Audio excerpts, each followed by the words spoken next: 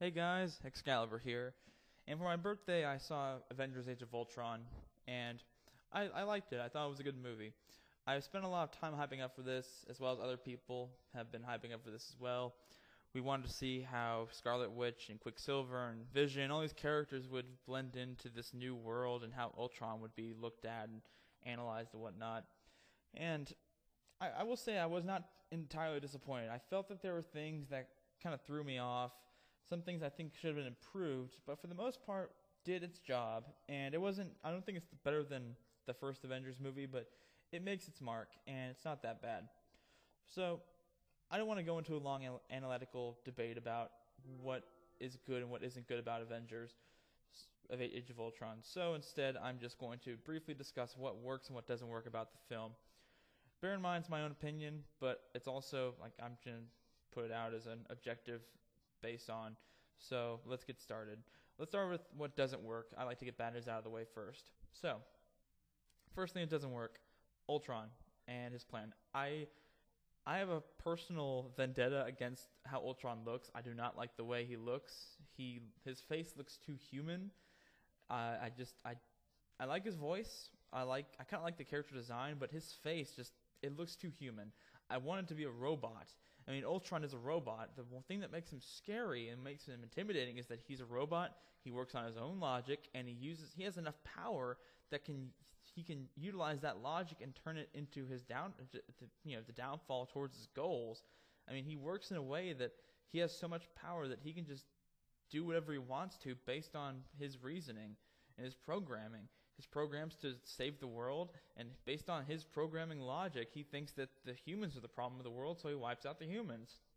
That's how he works, and with his power, he can do that. You can't reason with a robot. It's not possible. Oh, and his face, he has teeth. Ultron has teeth. What sense does that make? What does a robot have to use teeth for? It doesn't make any sense. I get maybe he initially made designs from humans or whatever, but to recognize his facial expression, I don't get it. I really don't. I think that was a bad move.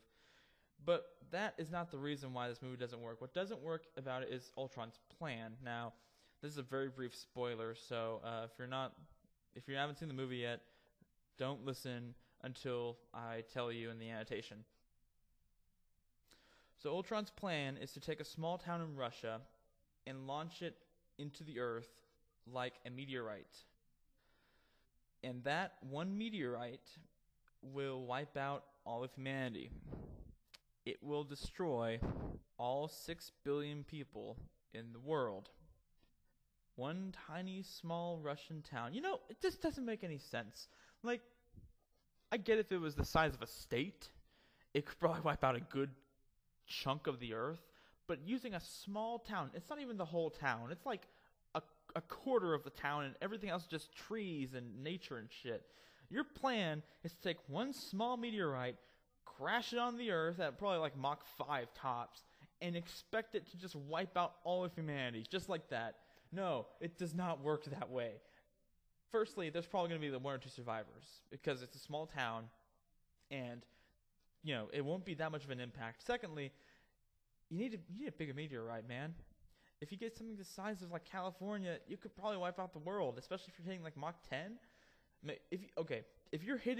If you have that small Russian town as a meteorite to hit the Earth at maybe the speed of light, which is about 340,000 meters per second, I could see how that'd be powerful. That's a bullet. That is a legitimate bullet that will kill you instantly.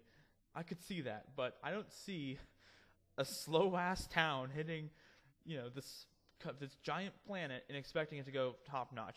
The asteroid, he tries explaining in the movie that, oh, well, the dinosaurs got wiped out before, and so did everything else beforehand. I mean, catastrophes happen all the time. Yeah, well, the asteroid that killed the dinosaurs was about half the size of the Earth. That's why it left such an impact on, dinosaurs and, life in the Earth, because it was so giant, it caused a shockwave that wiped out everything. That's why it happened. So using that, comparing half the Earth to one small town is not going to do much at all. So I find serious logic in that plan. The second thing that does not work with the movie is it's the same plot point over and over again. Tony Stark is to blame. It's Tony Stark's idea that he made Ultron, since therefore it's his fault that all this shit's going down. They talk about this, and because the main plot point that makes Ultron is that Tony Stark has a vision to create artificial intelligence that could pretty much have everybody else doing the work for him and for the Avengers rather than them doing the work. And, I don't like that at all. Firstly, Iron Man's goal in life, he didn't create Iron Man just so he could just screw around and try and just do whatever. His plan as Iron Man was to save people and to help people with his smarts and with his, his powers, technological prowess. And then he decides that, you know what? I don't want to do that anymore. I want us to be able to just chill and do whatever while somebody else does the work for us. Look, it's probably... you could probably put in logic that's a rich person talking or your basic billionaire talking, but he even explains that it's his engineer, it's his engineer self. He wants to make stuff, and I get that, but it tears apart his whole motivation to become Iron Man in the first place. I'm sure at some point I wouldn't have a problem with it if this was in the comics, but it isn't. Hank Pym created Ultron, not Tony Stark, and Hank Pym created this vision so so the Avengers wouldn't have to exist anymore, which is a good thing in a way. But Tony Stark's thing was that, hey, I want to help people and I want to do it my way. It's wrong. It feels wrong because you're segregating the character's motivation and reasoning to become a superhero in the first place. Secondly, I just don't like it. I don't like the idea that Tony Stark's always to blame. Iron Man 1, he's to blame. Iron Man 2, he's to blame. Avengers 1, he was to blame. In Avengers 1, he was, criticized for some of the shit that he was doing and he was pulling with S.H.I.E.L.D. and all this stuff. He was also partially to blame because of it. And then Iron Man 3, he's also to blame because he didn't fund the extremist virus, and therefore this asshole decided, hey, let's do the extremist thing. And then shit hit the fan. I mean, it's always Tony Stark's fault. It just seems like it's a pattern. It's always him and his personality, and that's not true. He doesn't never get in trouble. But when stuff happens, it's not usually his fault. It's not usually always his fault. And you could argue that, it wasn't Tony Stark's fault. It was just, Ultron's fault for, trying to have faulty logic, or you could make some excuse that no. In this movie, it's clearly Tony's fault that Ultron got this way and that this happened in the first place. Hell, it doesn't seem right. I'm getting tired of everything going down to Tony and his curiosity and his ego and his stubbornness, and that's not true. Tony is not like that. He's still young. He's still like alpha Iron Man compared to what he is in the comic books. In the comic books, he's pretty much the perfect man. And in the movies, he's still learning, and that's fine if you're still learning on the way. But it's been 8 years now, and he hasn't changed that much. Sad to say, I want to see some sort of change, some sort of responsibility taken. I'm just tired of him being the problem, where I want him to be the solution. I don't want him to be the person that has to fix everything because he caused the world's problems. No. I want him to do something I want him to fix somebody else's problems because that's what he does. He either makes his own solutions or makes somebody else's solutions. That's exactly who Tony Stark is. He works to help people in any way, by any means necessary. He doesn't cause problems, he fixes them. Even though he can't cause problems himself because we're all human, he typically fixes them more often than not. Okay. A little rant out of the way. Here's what does work. What does work is the twins. I like the way they're worked. Quicksilver and Scarlet Witch, I think they work well. I like their powers. I like their interaction with the Avengers. The way they talk to the Avengers and they talk back to them, it's great. I really like the interaction between them. I just wish there was more of that. It just didn't seem like there was enough. The Hulkbuster fight was awesome. I think it was a bit underwhelming, but at the same time it also blew my expectations away because it was so well incorporated. This fight is a perfect example about how Tony Stark works. See, during the fight, while Hulk is literally tearing out parts of the Hulkbuster armor, and as he's tearing it off, Tony Stark says, "Hey, I need an arm. Hey, I need a leg."